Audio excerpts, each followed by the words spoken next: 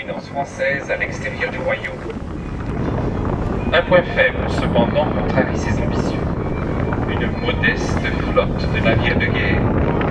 C'est ainsi que Colbert va créer l'arsenal maritime de Rochefort. Mais les navires devant quitter la base à vide en raison des conditions difficiles de navigation sur le fleuve devaient stationner au large de l'estuaire entre l'île d'Aix et l'île de Léron. C'est là qu'ils étaient armés en canons, vivres et équipages, et sans aucune protection face aux bateaux ennemis.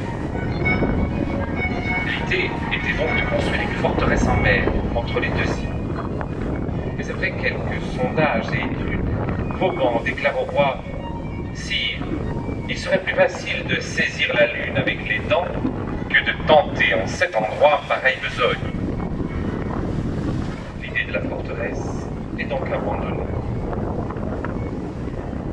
C'est pourtant 2 siècles après, en 1866, que célébrant entre l'île d'Aix et l'île de Léron la silhouette actuelle de Fort Boyard.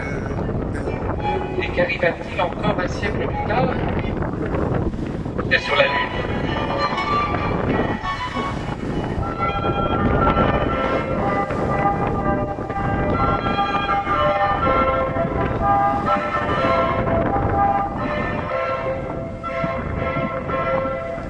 Un siècle après Vauban, le projet revient d'actualité avec le Napoléon.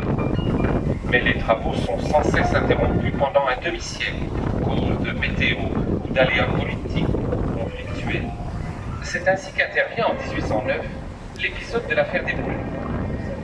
L'île d'Aix, protégée par 15 vaisseaux, est attaquée par 2 fois plus de navires anglais qui envoient sur notre flotte une 50aine d'embarcations en flammes. Ce sont les brûlots, c'est-à-dire d'anciens navires désaffectés et bourrés d'explosifs.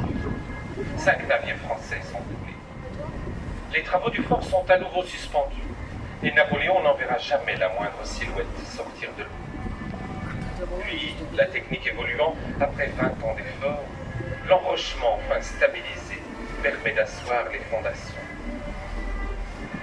C'est du granit des îles Chausey que l'on reconnaît à sa couleur gris foncé à la base du fleuve. La construction peut enfin commencer. Le fort, sur un concept du marquis de Montalembert, sera-t-elle un navire de guerre posé sur un rocher et armé de 74 canons. La pierre utilisée, le calcaire, provient en grande partie des carrières de Crasane, entre Rochefort et Saint-Savinien-sur-Charente. 10 ans plus tard, en 1860, le fort est terminé. Il sera ensuite doté d'un éperon brise-lames et d'un havre d'abordage, maintenant détruit par les tempêtes.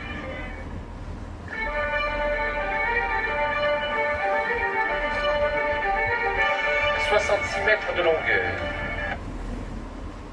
20 mètres de hauteur, 2 mètres 20 pour l'épaisseur des murs, 66 pièces. La plupart derrière ces ouvertures voûtées sur les 3 étages, les casemates, habitatifs pour un canon et 20 soldats. En tout, 250 militaires pouvaient y vivre 2 mois en autonomie complète.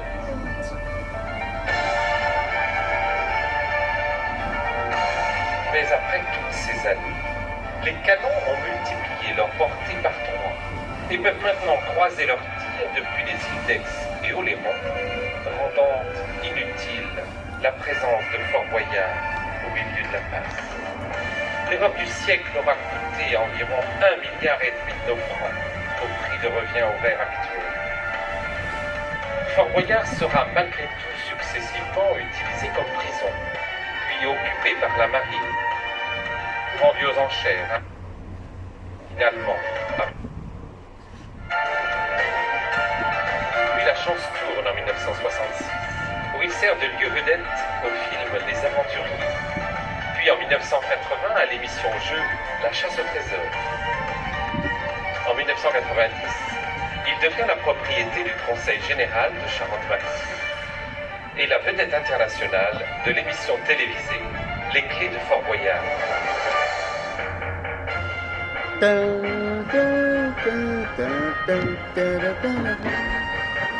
Il est où Père Fouras?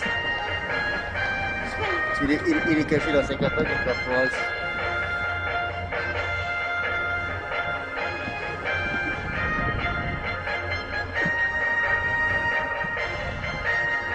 Il est beau,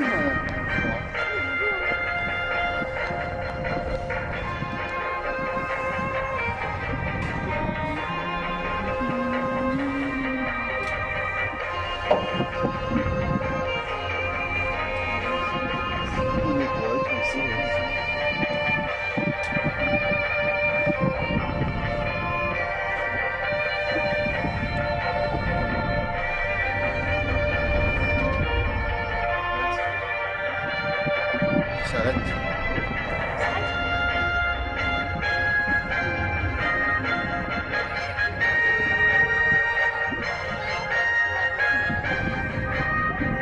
Pourquoi ça va? Je sais pas si je fais ça.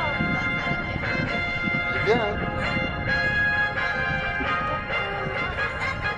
Ah, il a arrêté les machines. Là. Ah, il est en route.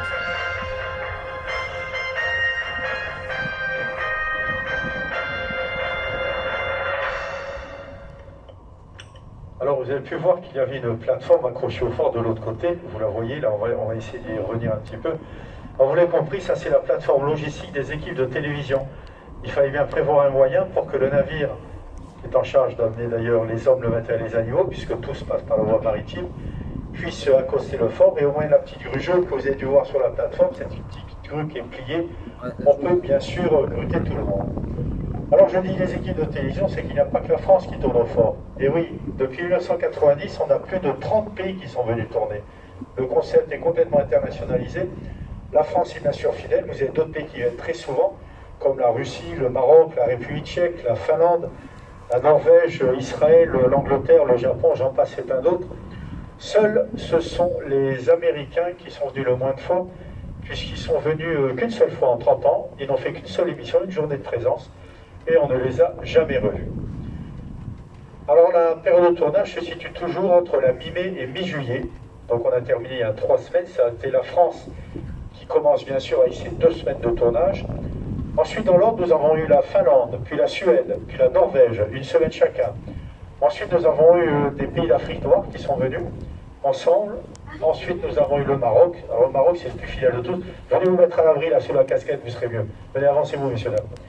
Et ensuite, nous avons eu, pour terminer, la Russie, ou plutôt la famille russe, qui s'est offert le fort pour un anniversaire, une fête de famille, bref.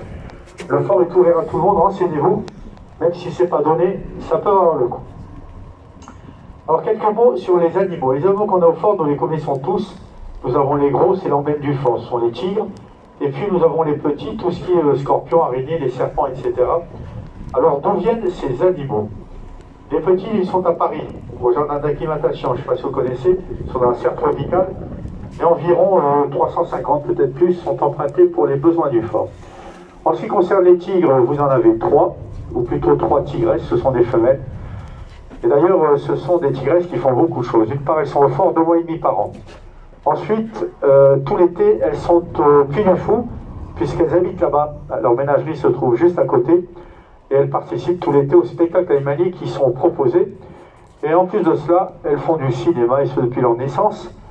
Et elles ont notamment tourné dans un grand film français, vous avez peut-être pu voir il y a quelques années, parce que ça vous dit quelque chose, un film de Jean-Jacques Hano, Les Deux Frères. Je ne sais pas si ça vous dit quelque chose.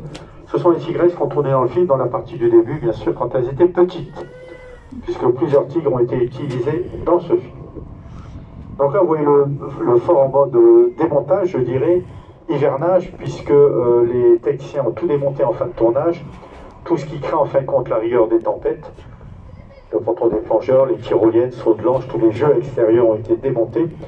Et ensuite, à partir d'avril de l'année prochaine, les techniciens vont revenir, car il va falloir rééquiper le fort, c'est-à-dire tout l'extérieur va être rééquipé, plus il va falloir modifier tous les décors intérieurs des jeux, parce qu'il faudra les adapter aux nouveaux pays qui vont venir. Donc il va falloir tout modifier pendant 1 mois et demi, et ensuite le fort repartira pour une période de tournage.